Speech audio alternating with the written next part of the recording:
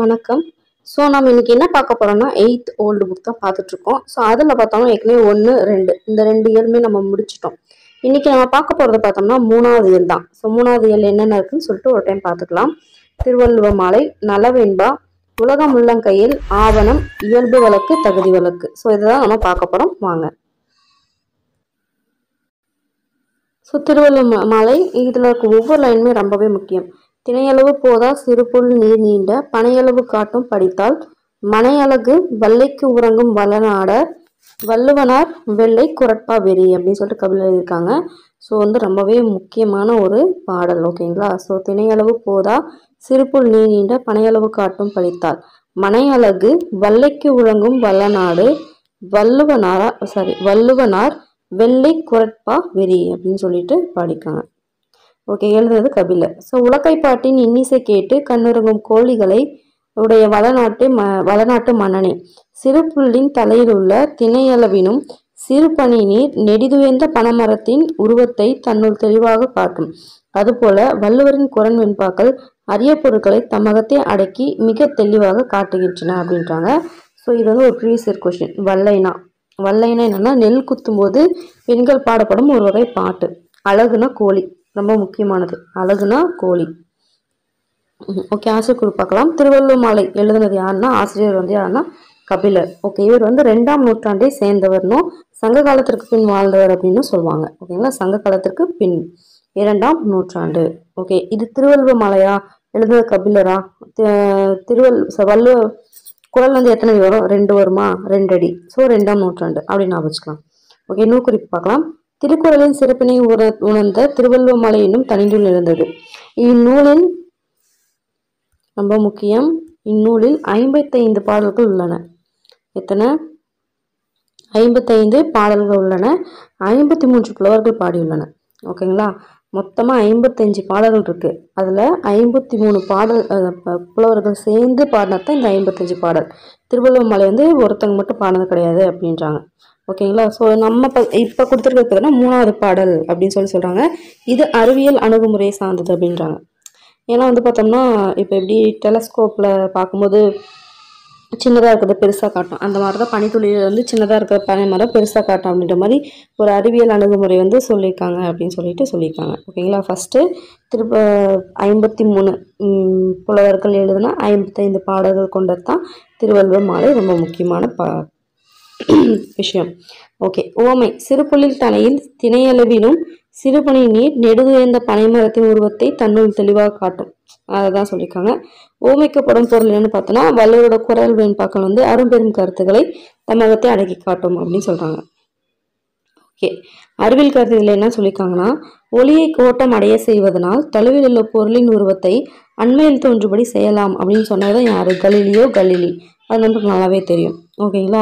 So அதுதான் நெடுந்தொலைவில் உள்ள பெரிய பனைமரத்தின் உருவத்தை புல்லுணியில் தேங்கிய சிறு பனித்துளி மிக தெளிவாக காட்டும் அப்படின்னு சொல்லிட்டு கபிலரின் சிந்தனை அன்றைய தமிழரின் அறிவியல் கருத்தை வெளிப்படுத்துகிறது அப்படின்றாங்க. ஓகேங்களா. ஓகே, வல்லைனா என்னது? நெல் குத்தும் போது பெண்கள் பாடும் ஒரு வகையான பாடல். அழகுனா கோழி. பிரித்தெழுதுக. திணை அளவு, திணை கூட்டல் அளவு. பனை அளவுனா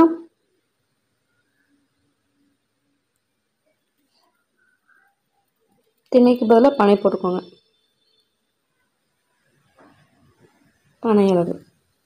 திருக்குறளின் பெருமை விளக்கும் நூல் திருவள்ளுவ மாலை. திணையளவு என்னும் பாடலில் என்ன அணுகுமுறை அமைந்துள்ளது பார்த்தோன்னா அறிவியல் அணுகுமுறை. ஓகேங்களா. ஓகே, கொஸ்டின் இப்படி கூட கேட்பாங்க. ஓகே, நலவெண்பா எழுதுனது பார்த்தோம்னா புகழேந்தி புலவர்.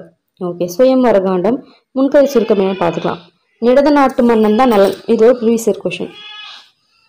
நிடத நாட்டு மன்னன் யாருன்னு கேட்பாங்க? நலன். விதர்ப்ப நாட்டு மன்னன் மகள் தான் தமயந்தி. ஓகேங்களா, தெளிவாக பார்த்துக்கணும். நிடத நாட்டு மன்னன் நலன், விதர்ப்ப நாட்டு மன்னன் மகள் தமயந்தி. நிடத நாடு, விதர்ப்ப நாடு, நலன், தமயந்தி, நலத்தமயந்தி வந்துச்சா? அதான் நலவெம்பா. ஆகிய இருவரும் அன்னப்பறவையின் உதவியால் ஒருவரை பற்றி ஒருவர் அறிந்து அன்பு கொள்கின்றனர். எது மூலியமா? அன்னப்பறவை. ஓகே. தந்தை வீமராசன் தமயந்தியின் நிலையறிந்து சுயம்பரத்திற்கு முறையாக ஏற்பாடு செய்தான். ஸோ தமயந்தியோட அப்பா பேர் என்னது? வீமராசன். அவர் ஒரு விதர்ப்ப நாட்டு மன்னர். தமயந்தியை மணக்க விரும்பிய தேவர்களும் நலன் முதலான அரசர்களும் சுயம்பரத்திற்கு வருகை தந்திருந்தார்கள். தமயந்தி நலன் வடிவில் வந்திருந்த தேவர்களை விடுத்து தன் அறிவு கூர்மையால் நிருத நாட்டு மன்னன் நலனையே கணவனாக தேர்ந்தெடுத்தார். இதுதான் வந்து முன்கதை சுருக்கம் அப்படின்றாங்க. ஓகே. சுயமரம்னா தெரியலையா? தனக்கேற்ற மணமகனை உற்றாவரணில் தானே தேர்ந்தெடுத்தல். ஓகே. சுயமரத்திற்கு வந்த இளவரசர்களை தோழி தமயந்திக்கு அறிமுகம் செய்தல்.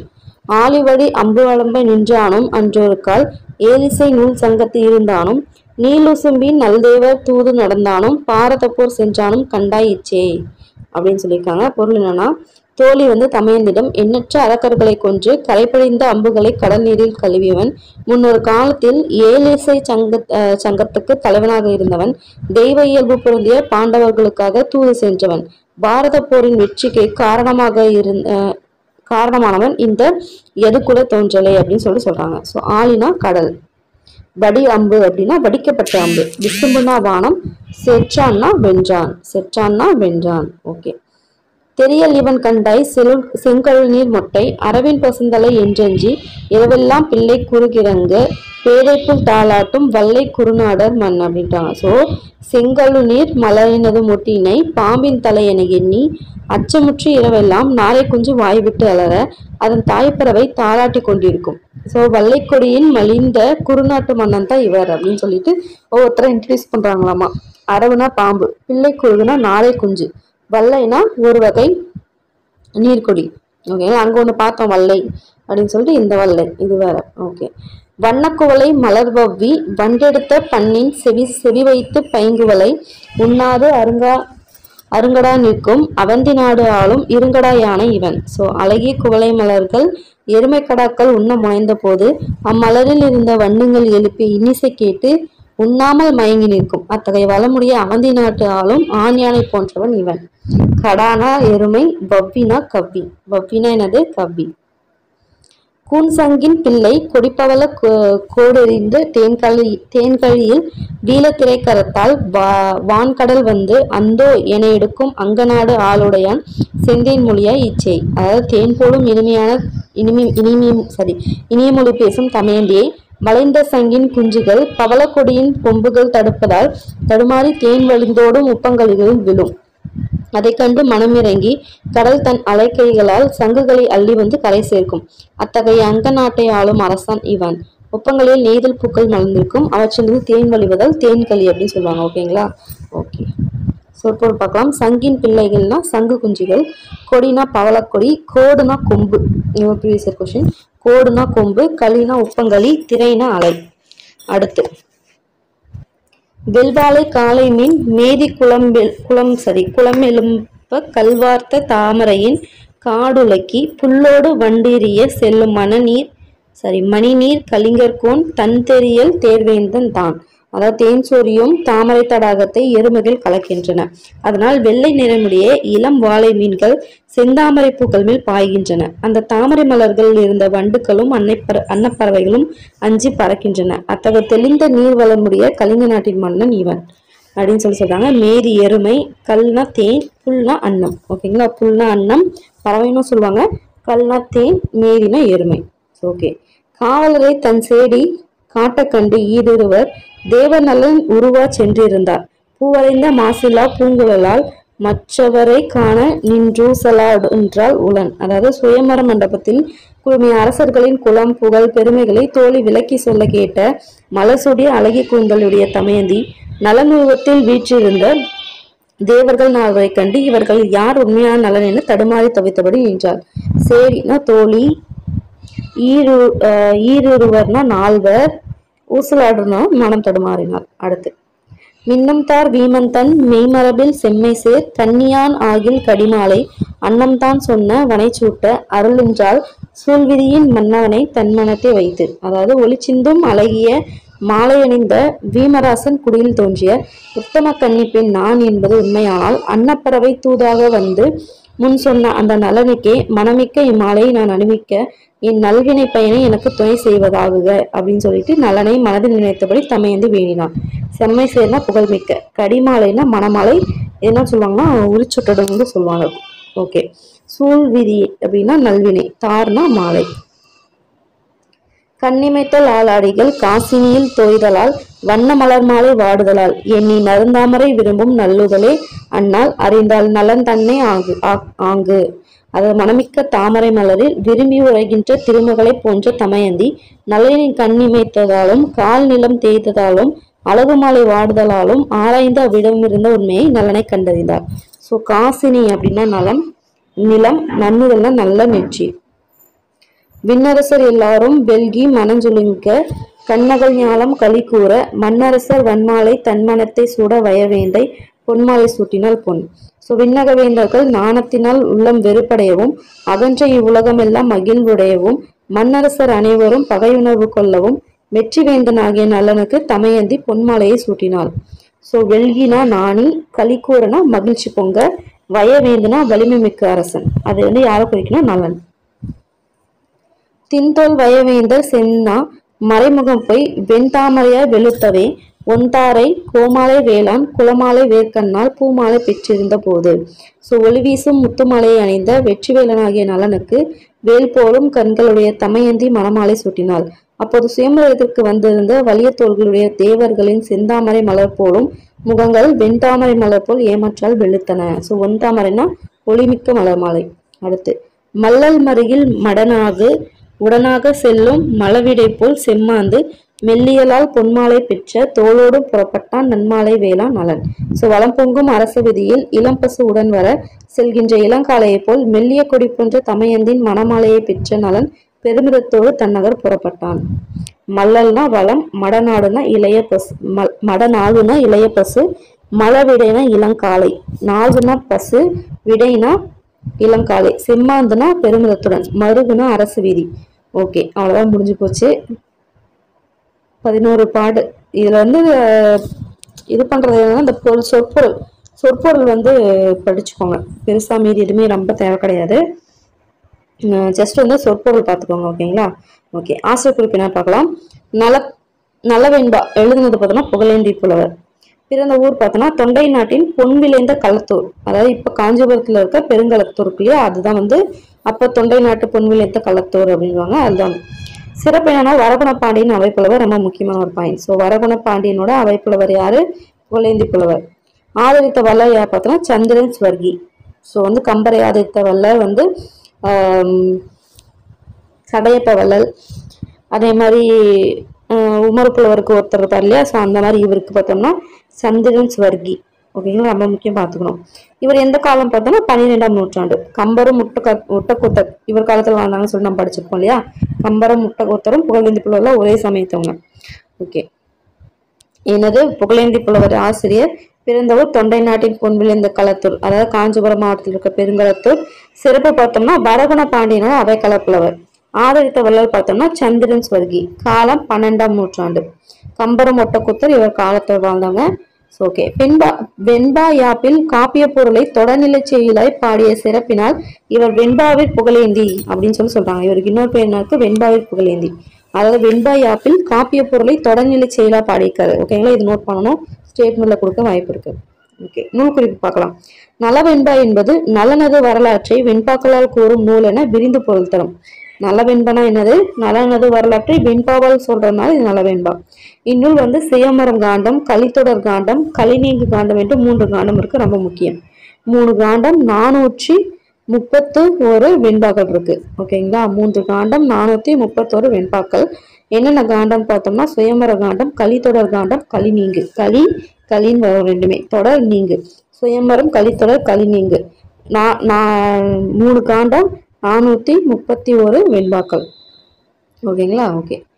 பொருள் தருக்கு பார்க்கலாம். ஆலினா கடல், தார்னா மாலை, விசும்பு வானம், காசினி புல்னா அன்னம், மேதினா எருமை, ஞாலம்னா உலகம், கலிக்கூறனா மகிழ்ச்சி கூற, மலவிடைனா இளம் காலை, அரவுனா பாம்பு. சரி, காசினியில மட்டும் என்னன்னு பார்த்துக்கலாம்.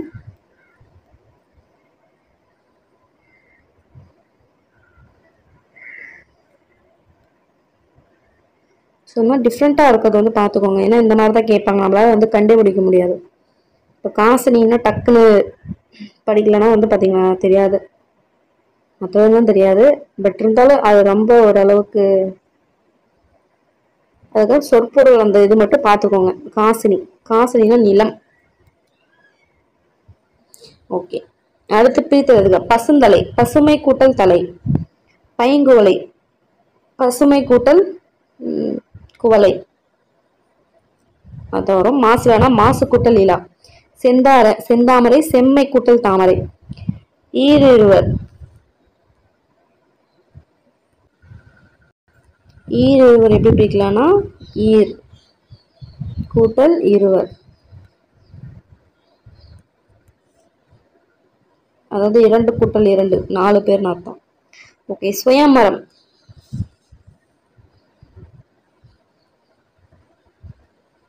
சுயமரம், சுயவரம். கோடு கூட்டல் இடறி, கோடிடறி. மாசிலா, மேல பார்த்தோம் இல்லையா, மாசிலா. செம்மை கூட்டல் தாமரை தான் செந்தாமரை. அருள் கூட்டல் என்றால் அருள் என்றால், அருள் என்றால். ஓகேங்களா. நலவெண்பாவை ஏற்றவர் புகழேந்தி புலவர். புகழேந்தி புலவர் என்ன போற்றப்படுறாருன்னா வெண்பாவிற் புகழேந்தி அப்படின்னு போற்றப்படுகிறார். நலவெண்பாவில் அமைந்துள்ள வெண்பாக்களின் எண்ணிக்கை 431. புகழேந்தி புலவரை ஆதரித்த வள்ளல் பார்த்தோம்னா அவர் பேரு சந்திரன் ஸ்வர்கி. ஓகேங்களா, சந்திரன் ஸ்வர்கி. அவ்வளோதான் முடிச்சு. ஒரு உரைநடை. உலகம் உள்ளங்கையில். என்னப்பா குமாரா, நன்றாக இருக்கிறாயா? உன் மகன் அமெரிக்காவில் வேலை செய்வதாக கேள்விப்பட்டேனே, பார்த்து 6 மாதத்துக்கு மேல் இருக்குமா? ஓகே, எல்லாம் பேசுறாங்க. ஓகே. அறிவியல் தகவல் வளர்ச்சி உலகத்தை ஒரு சிற்றூராக மாறிவிட்டது உலகத்தை என்று கூற்றை உறுதி செய்வதாய் உள்ளது. தகவல் தொழில்நுட்பம் ஏற்பட்டது. ஓகே.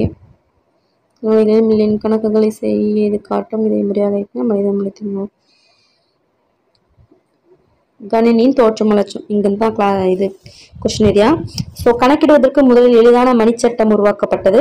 கணினி உருவாக இதுவே முதல் படிவமாக இருந்தது. ஸோ கணினி உருவாக முதல் படிவமாக அமைந்தது என்னதுன்னா மணிச்சட்டம். ஓகே. அடுத்து பாரிசு நகரை சேர்ந்தவர் தான் பிளேஸ் பாஸ்கல் என்னும் அறிஞர் கணக்கிடும் கருவியை கண்டறிந்தார். அந்த கணக்கிடும் கருவியை கண்டுபிடிச்சது யாரு? Place pascal. அதுக்கப்புறம் கிபி 1833 என்ன பண்ணாங்க, இங்கிலாந்து நாட்டை சேர்ந்த சார்லஸ் பாப்பேஜ் கணினியை முதலில் வடிவமைத்தார். எப்போ? 1833 சார்லஸ் பாப்பேஜ், இங்கிலாந்து. மறக்கவே கூடாது, அது பிளேஸ் பாஸ்கல். Charles Babbage 1833. இவர் தான் கணினியின் தந்தை என்று அழைக்கப்படுகிறார். ஆங்கில கவிஞர் பைரனின் மகள் லேடி லவ்லேஸ் என்பவர் கணித செயல்பாட்டிற்கு தேவையான கட்டளைகளை வகுத்தமையால் இவர் முதல் செயல் திட்ட வரைவாளர் என்று போற்றப்படுகிறார்.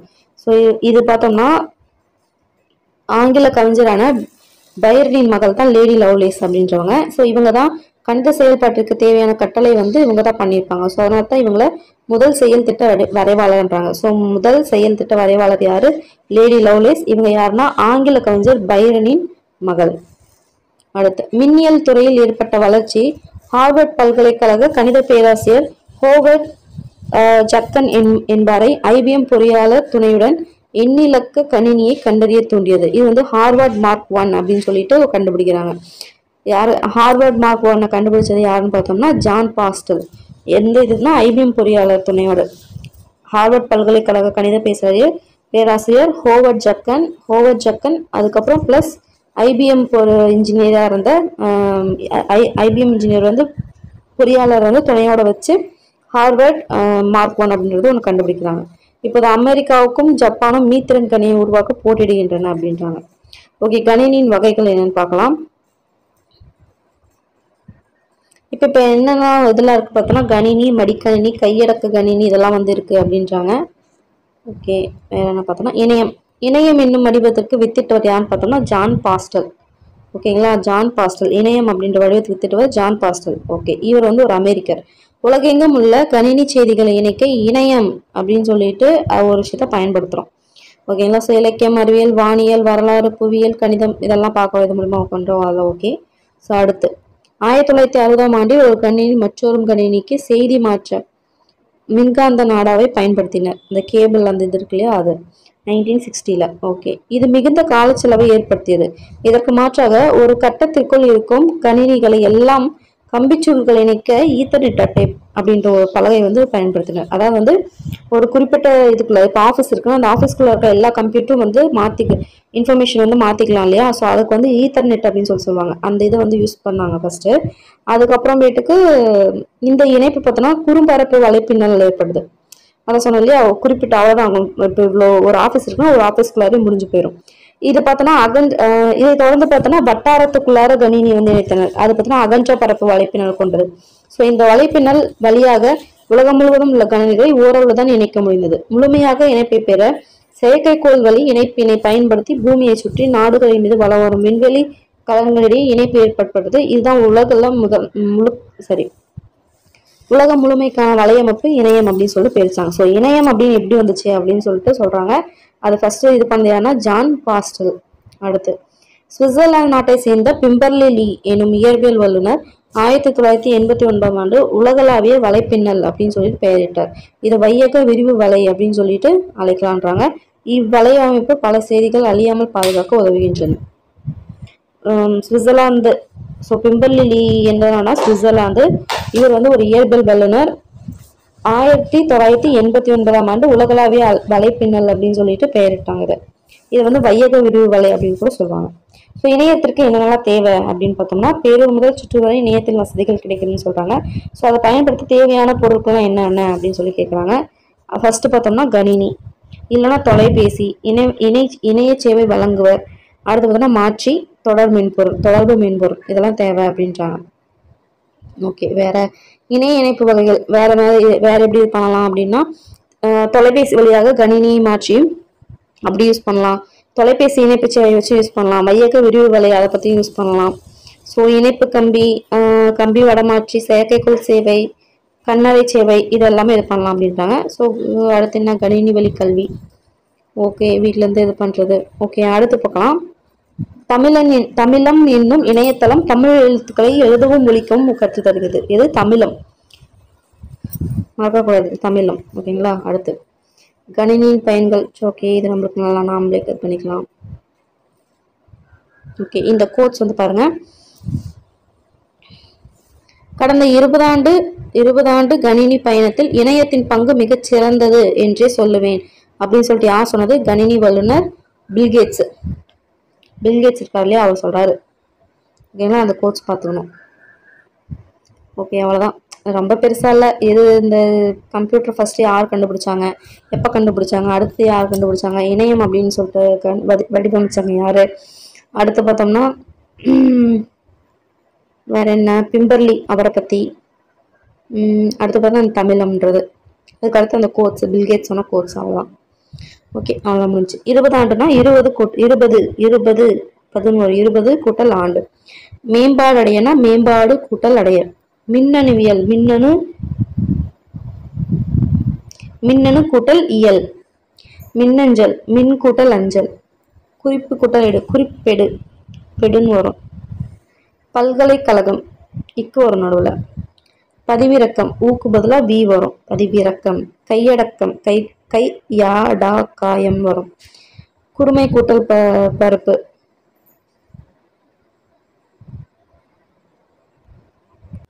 குறும்பரப்புன்னு வரும். குறும்பரப்பு. 20ஆம் நூற்றாண்டின் இணையற்ற கண்டுபிடிப்பு என்னன்னு பார்த்தோம்னா இணையம். கணினியின் தந்தை சார்லஸ் பாப்பேஜ். இணையம் என்ற வடிவத்திற்கு வித்திட்டவர். அவர் பேரு ஜான் சம்திங் வரும். ஒரு நிமிஷம். இதெல்லாம் நீங்க சூஸ் பார்த்தீங்கன்னா உங்களுக்கு இதாயிரும். ஓகேங்களா. John pastel. இதை சூஸ் கொடுத்தா ஏன்னா டக்கு நம்ம சொல்லியிருக்கலாம். தமிழ் எழுத்துக்களை எழுதவும் ஒழிக்கும் கற்றுதரும் இணையதளம் எதுனா தமிழம். தமிழன் கிடையாது, தமிழம். ஸ்பெல்லிங் பார்த்துக்கணும். இம் வரும், இன் வராது. ஓகே. ஒரு துணைப்பாடம். ஆவணம். ஒரு ஊரில் நிலக்கிழார் ஒருவர் இருந்தார். அவருக்கு கண்ணுக்கு எட்டிய வரை நிலம் இருந்தது. மேலும் ஏழை உழவர்களிடம் ஆவணம் எழுதி வாங்கி கொண்டு கடன் கொடுத்தும் வாங்கியும் தொழில் நடத்தி வந்தார். நிலக்கிழார் ஒரு நாள் ஓர் உழவன் மீது வழக்கு ஒன்றை தொடுத்தார். அந்த வழக்கு நீதிபதி மரியாதைராமன் முன் விசாரணைக்கு வந்தது. நிலக்கிழார் நீதிபதியை பார்த்து, ஐயா நீதிபதி அவர்களே, இந்த உழவன் ஒரு நாள் என்னிடம் என்னுடைய வயலை சீர்படுத்த வேண்டும், அதன் பொருட்டு பணம் தேவைப்படுகிறது என்று கூறி ஆவணத்தை எழுதி கொடுத்து 5000 கடனாக பெற்று சென்றான். சில நாள் கழிந்தன. அவன் குறித்து சென்ற நாளும் தவணையும் முடிந்துவிட்டது. ஆயினும் வாங்கி கடனை திருப்பி தரவில்லை. நான் நேரில் சென்று கேட்டேன். நாளை விடியற்காலையில் ஊருக்கு புறத்தே உள்ள என் வயலில் களத்துமேட்டுக்கு வாருங்கள். வரும்போது மறவாமல் நான் எழுதி கொடுத்த கடன் ஆவணத்தை எடுத்து வாருங்கள். வட்டியும் முதலுமாக கொடுத்த கடனை தீர்த்து ஆவணத்தை பெற்றுக்கொள்கிறேன் என்றான். அதன்படி மறுநாள் நான் அவ்விடத்திற்கு சென்றேன். கடன் ஆவணத்தை கேட்டான், கொடுத்தேன். அதை வாங்கி பார்ப்பது போல் பார்த்தான். சற்றென்று அதை கிழித்து விட்டான். அருகில் மூட்டம் போட்டிருந்த நெருப்பிலே கிழித்த துண்டுகளை போட்டு எரித்து விட்டான். ஏனப்பா இப்படி செய்தாய் என்று கேட்டேன். கடனே வாங்கவில்லை என்று கூறி மோசடி செய்துவிட்டான். தாங்கள் தான் எனக்கு அவனிடமிருந்து அந்த வட்டியும் முதலுமாக சேர்த்து வாங்கி தர வேண்டும் என்று முறையிட்டார். நீதிபதி அந்த உழவனை பார்த்து, நீ என்ன சொல்கிறாய் என்று கேட்டார். அதற்கு அந்த உழவன், ஐயா நீதிபதி அவர்களே, நான் இந்த நிலக்கிழாரிடம் கடன் வாங்கவும் இல்லை, ஆவணம் எழுதி கொடுக்கவும் இல்லை. திருப்பி தருகிறேன், ஆவணத்தை எடுத்து வாருங்கள் என்று கூறவும் இல்லை. அவர் ஆவணத்தை எடுத்து வரவும் இல்லை. நான் நெருப்பில் கிழித்து போடவும் இல்லை. மேலும் ஆவணத்தை இதுவரை நான் கண்ணால் கூட கண்டதில்லை. அத்தனையும் போய் வேண்டுமென்று என் மீது வீண்பழி சுமத்துகிறான் என்று கூறினான். நீதிபதி மரியாதைராமன் வழக்கை மறுநாளுக்கு தள்ளி வைத்தார். உழவன் சென்று விட்டார். நிலக்கிழார் மட்டும் இருந்தார். அவரை நீதிபதி மரியாதைராமன் அழைத்து, கடன் ஆவணம் எவ்வளவு நீளம் இருக்கும் என்று காதோடு காதாக கேட்டான். 1/2 அடி நீளம் இருக்கும் என்றார் நிலக்கிழார். நாளை நான் நீதிமன்றத்தில் ஆவணம் எவ்வளவு நீளம் இருக்கும் என்று கேட்பேன். 1 அடி நீளம் இருக்கும் என்று சொல்ல வேண்டும் என்று கூறி நிலக்கிழாரை அனுப்பி வைத்தார். மறுநாள் நீதிமன்றத்தில் வழக்கு நடைபெற்று கொண்டிருந்தது. நீதிபதி மரியாதைராமன் நிலக்கிழாரை பார்த்து, ஆவணம் எவ்வளவு நீளம் இருந்தது என்று கேட்டார். 1 அடி நீளம் இருந்தது என்றார் நிலக்கிழார். நிலக்கிழார் இவ்வாறு கூறியதை கேட்டும் உழவன் சினக்கொண்டு தன்னையும் மறந்தான். ஐயா, 1/2 அடி நீளமே இருக்கும் அந்த சீட்டு, 1 அடி நீளம் இருக்கும் என்று துணிந்து பொய் சொல்கிறார் நிலக்கிழார். இப்படி பொய் சொல்ல சுட்டு போட்டாலும் எனக்கு வராது என்று கூச்சலிட்டான். நீதிபதி உண்மையை அறிந்தார். நீ இந்த நிலக்கிழாருக்கு ஆவணம் எழுதி கொடுக்கவில்லை, ஆவணம் எப்படி இருக்கும் என்று இதுவரை தெரியாது என்றெல்லாம் கூறினாயே, அஃது உண்மையானால் இந்த ஆவணம் 1/2 அடி நீளம் உள்ளது என்பதை மட்டும் உனக்கு எப்படி தெரியும்? நீ பொய் சொல்கிறாய். அஃது உன் வாய் மூலமாகவே வெளிப்பட்டு விட்டது. ஆகவே நீ இவருக்கு உடனடியாக வட்டியும் முதலும் செலவு தொகையுடன் சேர்த்து கொடுத்து விட வேண்டும். அத்தோடு கடன் ஆவணத்தை கிழித்த குற்றம், நீதிமன்றத்தில் பொய் கூறிய குற்றம் ஆகிய 2க்கும் சேர்த்து 6 மாத கால கடுங்காவல் தண்டனை விதிக்கிறேன் என்று தீர்ப்பளித்தார். இந்த வழக்கிலிருந்து ஆத்திரக்காரனுக்கு புத்தி மட்டும் என்னும் பழமொழி உண்மையாயிற்று. ஸோ மரியாதைராமன் கதைகள் அது இது பண்ணது யாருன்னு பார்த்தோன்னா, நான் பழனியப்பன். இலக்கணம்ல பார்த்தோம்னா வழக்கு பார்க்க போகிறோம். இயல்பு வழக்கு, தகுதி வழக்கு. ஸோ வழக்கு வந்து 2 வகைப்படும். இயல்பு வழக்கு, தகுதி வழக்கு. ஸோ வழக்குனா என்னன்னு பார்க்கலாம். எந்த பொருளை வந்து எந்த சொல்லால் வழங்கி வந்தார்களோ அதை அப்படியே வந்து நாமும் வழங்கி வரத்தான் வழக்கு அப்படின்றோம். ஸோ அதை தான் வந்து இயல்பு வழக்கு, தகுதி வழக்குன்னு 2ஆக பிரிக்கிறாங்க. ஸோ இயல்பு வழக்கை வந்து 3ஆக பிரிக்கிறாங்க. ஒன்று பார்த்தோம்னா இலக்கணம் உடையது, இலக்கண போலி, மருவு.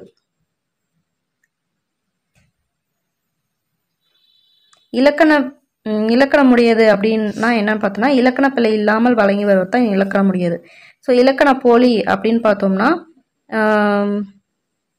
முன்னோர்கள் வந்து இலக்கணம் உடையது போல வழங்கி வருவதை வந்து இலக்கண போலின்றாங்க. அதுக்கு எக்ஸாம்பிள் தான் நகர்ப்புறம், கால்வாய், கொம்பு, நுனி. இதெல்லாம் பார்த்தோம்னா புறநகர், வாய்க்கால், நுனிக்கொம்பு அப்படின்னு சொல்லிட்டு இப்போ மாறி இருக்கு. ஸோ இந்த மாதிரி அப்போ முன்னோர்கள் கொடுத்ததை இலக்கணம் உடையது போல நம்ம இப்போ மாற்றி வழங்குறத இலக்கண போலின்றோம். ஸோ மருவூர் அப்படின்னா தஞ்சாவூர், கோயம்புத்தூர். இந்த ஊருக்குள்ள வந்து சுருக்கி சொல்கிறோம். தஞ்சாவூரை தஞ்சைன்னு சொல்லுவோம், கோயம்புத்தூர் கோவைன்னு சொல்லுவோம். அதுதான் பார்த்தோம்னா மருவு அப்படின்னு சொல்லிட்டு சொல்கிறோம். ஸோ தகுதி வழக்கு அப்படின்னா என்னன்னு பார்த்தோம்னா, தகுதியான சொற்களை பேசுவது தான் தகுதி வழக்கு. இது பார்த்தோம்னா 3 வகைப்படும். ஒன்று பார்த்தோம்னா இடக்கரடக்கல், மங்களம், குழுவுக்குறி. ஓகே, இடக்கரடக்கல்னா என்னன்னு பார்த்தோம்னா, பலர் முன்னே கூரை இடர்பாடாக தோன்றும் சொற்களை நீக்கி தகுந்த சொற்களால் அப்பொருளை தெரிவிப்பது. எடுத்துக்காட்டு பார்த்தோம்னா, வாய் கழுவி வந்தேன் அப்படின்றத வாய் பூசி வந்தேன் அப்படின்னு சொல்லுவாங்க. ஸோ அந்த மாதிரி சொல்கிறது தான் பார்த்தோம்னா இடக்கரடக்கல். மங்களம் அப்படின்னா என்னன்னு பார்த்தோம்னா, அமங்கலமான சொல்லை நீக்கி மங்களமா சொல்லை சொல்கிறது தான் பார்த்தோம்னா மங்களம். எடுத்துக்காட்டு பார்த்தோம்னா, இறந்தாரை பார்த்தோன்னா இறந்தவர் அப்படின்னு சொல்லாமல் இறைவனடி சேர்ந்தார் அப்படின்னு சொல்கிறது தான் பார்த்தோம்னா மங்களம். ஸோ குழுவுக்குறி அப்படின்னு என்னன்னு பார்த்தோம்னா ஒரு குழுவுக்கு மட்டும் தான் புரியுற வகையில சொல்ல முடியும். எடுத்துக்காட்டு பரி அப்படின்னா தங்கம்னு அர்த்தம். ஸோ இது பார்த்தோம்னா பொற்கொள்ளருக்கு வந்து பொன்னை வந்து பரின்னு சொல்லுவாங்க. அந்த பொற்கொள்ளர் குழுவை சேர்ந்தவங்களுக்கு மட்டும் தான் புரியும். அதுதான் வந்து குழுவுக்குறி. ஸோ நம்ம இதில் பார்க்க வேண்டியது என்னன்னு பார்த்தோம்னா ஃபர்ஸ்ட் வழக்கு. வழக்கு வந்து ரெண்டா பிரிக்கிறாங்க, இயல்பு வழக்கு, தகுதி வழக்குன்னு. ஸோ இந்த இயல்பு வழக்கை மூணா பிரிக்கிறாங்க, அதே மாதிரி இந்த தகுதி வழக்கை மூணா பிரிக்கிறாங்க. இயல்பு வழக்கு வந்து என்னன்னு பிரிக்கிறாங்கன்னு பார்த்தோம்னா இலக்கணம் உடையது, இலக்கண போலி, மறுவுன்னு சொல்லிட்டு பிரிக்கிறாங்க. தகுதி வழக்க மூணா என்னன்னு பிரிக்கிறாங்க பார்த்தோம்னா இடக்கரடக்கல், மங்களம், குழுவுக்குறி அப்படின்னு சொல்லிட்டு பிரிக்கிறாங்க.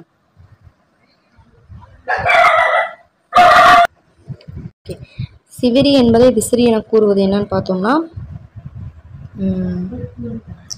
இலக்கண போலி.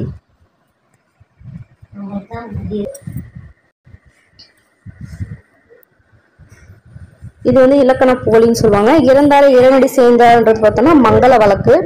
விளக்கை குளிரவை பார்த்தோம்னா இது வந்து மங்கள வழக்கு தான்.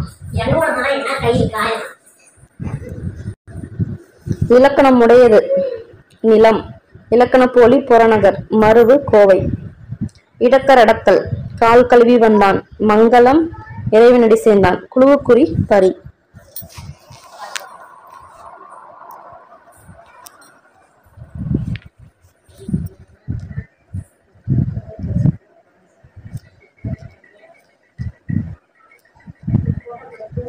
ஓகே, மரபு சொற்கள். மரபு சொற்கள் ரொம்பவே முக்கியம். அணில் பிள்ளை இளமை பெயர்கள், விலங்குகளோட இளமை பெயர்கள். அணில் பிள்ளை, புலிப்பகல், நாய்க்குட்டி, கீரிப்பிள்ளை, எருமை கன்று, மான் கன்று, பன்றிக்குட்டி, சிங்கக்குருளை, கழுதைக்குட்டி, ஆட்டுக்குட்டி, பூனைக்குட்டி, குரங்குக்குட்டி, குதிரைக்குட்டி, எலி குஞ்சு, யானை கன்று. ஓகேங்களா? அடுத்து விலங்குகளோட வாழிடங்கள் என்ன சொல்லுவாங்கன்னு பார்க்கலாம். ஆட்டுப்பட்டி, குதிரை கொட்டில், கோழி பண்ணை, மாட்டு தொழுவம், யானை கூடம், வாத்து பண்ணை.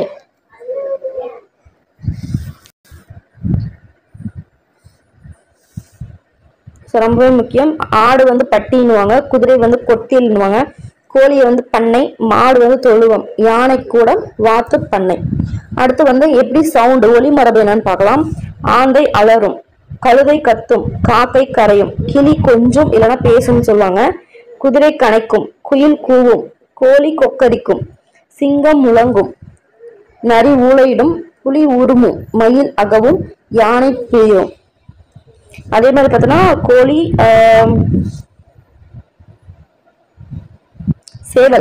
சேவலும் கூவும் சொல்லுவாங்க. அடுத்து தாவர உறுப்பு பெயர்கள். ஈச்ச ஓலை, சோலை தட்டை, மாவிலை, வேப்பந்தழை, தாளை மடல், தென்னை ஓலை, மூங்கில் இலை, கமுகு கூந்தல். கமுகுனா பாக்கு, பாக்குதான், அது வந்து கூந்தல்வாங்க. அடுத்து பனை ஓலை, பலா இலை, வாழை இலை, நெற்றால். அது நெற்றால நெல் இருக்குல்ல, நெல் வந்து தாள்னு சொல்லுவாங்க, அதுதான் சேர்த்து நெற்றால் அப்படின்னு இருக்காங்க. காய்களின் இளநிலை, அவரை பிஞ்சி, தென்னங்குரும்பை. அடுத்து மாவடு, வாழை கச்சல், முருகை பிஞ்சு, வெள்ளரி பிஞ்சு.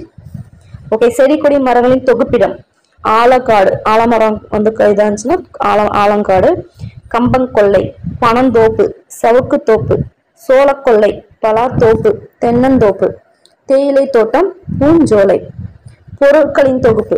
ஆட்டு மந்தை, திராட்சை குலை, மாட்டு மந்தை, கற்குவியல், வேலங்காடு, யானை கூட்டம், சாவி கொத்து, பசு நிறை, வைகோற்போர்.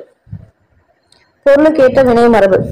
சோறு உண், பழம் தின், கோலமீடு, தீ மூட்டு, நீர்க்குடி, பாட்டு பாடு, தயிர் கடை, பழம் வரை, பால் பருகு, கவிதை ஏற்று, விளக்கை ஏற்று, கூரை வே. சோ குமரன் பழம் தின்றான், காலையில் சேவல் கூவியது, ஆட்டு மந்தை வருகிறது, எங்கள் ஊரில் வாழை தோட்டம் உள்ளது, குயில் கூவியது. அடுத்து இது பார்க்கலாம்.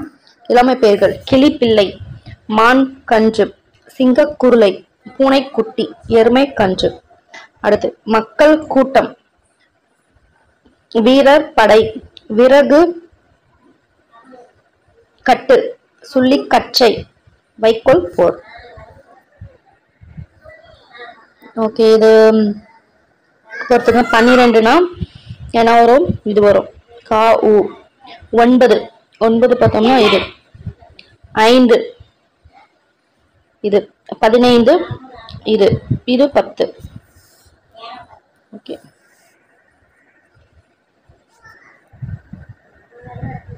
இது ஓகே. இது பார்த்துக்கோங்க. நாட்டின் புகழ்பெற்ற தேச பாடல் வந்தே மாதரம். இப்பாடல் தோன்றியது எப்படி என்று தெரியுமா? பங்கிம் சந்திரர் அப்படின்றவர் வங்காளத்துல மாவட்ட துணை ஆட்சியராக இருந்தார். ஒரு முறை ராமகிருஷ்ண பரஹம்சர் வாழ்த்து பெற சென்றார். ராமகிருஷ்ணர் அவரிடம் உன் பெயர் என்று வினவினார். என் பெயர் பங்கிம் சந்திரர் என்றார் அவர். அப்படி என்றால் நீ வளைந்த சந்திரனா, அதாவது தேய்ப்பறையா? ஒருவேளை ஆங்கிலேயரிடம் வேலை செய்தே இப்படி வளைந்து போய்விட்டாய் என்று கேலியாக கேட்டார். வங்காள மொழியில் பக்கிம் என்றால் வளைந்த என்று பொருள். அப்போதுதான் தன் மதிப்பை இழந்து அடிமையாக வேலை செய்கின்றோம் என்ற உணர்வு பக்கிம் சந்திரருக்கு ஏற்பட்டது. உடனே அந்த வேலையை விட்டு விட்டார். நாட்டு விடுதலைக்காக பாடுபட்டார். அப்போது எழுதிய நூல் தான் ஆனந்த மடம். இந்த நூல்ல தான் பார்த்தோம்னா புகழ்பெற்ற வந்தே மாதரம் அப்படின்னு சொல்லிட்டு இப்ப எழுதியிருக்கு. ஸோ எப்போதும் நம் மதிப்பை காத்துக்கொள்ள வேண்டும், ஒருபோதும் விட்டு தரக்கூடாது அப்படின்றாங்க. ஸோ இதை நம்ம பார்க்க நோட் பண்ண வேண்டியது என்னன்னா, வந்தே மாதரம் எழுதுனது பார்த்தோம்னா பங்கிம் சந்திர சட்டர்ஜி. அது வந்து நம்மளோட தேச படம் தெரியும். அவர் எங்க வந்து மாவட்ட துணை ஆட்சியராக இருந்தா பார்த்தோம்னா வங்காளத்துல, எங்க வங்காளத்துல மாவட்ட துணை ஆட்சியர். ஸோ யார்கிட்ட அவர் ஆசிரியர் வாங்க போனாரு? ராமகிருஷ்ண பரஹம்சர். ஸோ பக்கிம் அப்படின்னா வங்காளத்துல என்னன்னு சொல்லுவாங்க அர்த்தம் பார்த்தோம்னா வளைந்த அப்படின்னு அர்த்தம். ஓகேங்களா, அவ்வளவுதான். அதாவது வளைந்த சந்திரன், அதாவது தேய்பிறை அப்படின்னு அர்த்தம். ஓகே, அவர் எழுதின நூல் என்னது? ஆனந்தமடம். அதான் வந்தே மாதரம் இருக்கு. இது முக்கியமான ஒரு பயன். ஐஎன்எம்முக்கும் யூஸ் ஆகும், இதுவும் வந்து யூஸ் ஆகும். ஓகே, அவ்வளவுதான். ஸோ இயல் 3 முடிஞ்சாச்சு. அடுத்து பார்த்தோம்னா இயல் 4 வந்து மீட் பண்றோம். ஓகேங்களா, பாய்.